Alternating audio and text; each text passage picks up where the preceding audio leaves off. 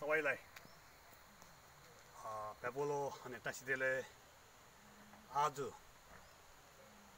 बागमारामा यो कान्छी पूजाको चौथो दिन हो।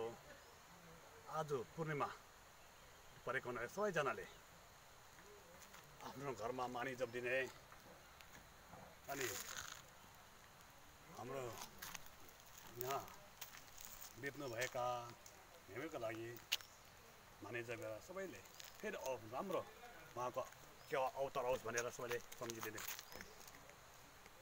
आज पुण्य भएकोले सबैले राम्रोसँग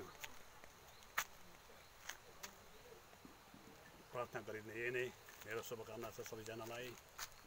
अनि आज पुण्य भएकोले सबैजनाले मेरोबाट नि सबैजनालाई शुभ होस्, सधैँ शान्ति भएर जाओस्, यही नै शुभकामना छ। तुझे से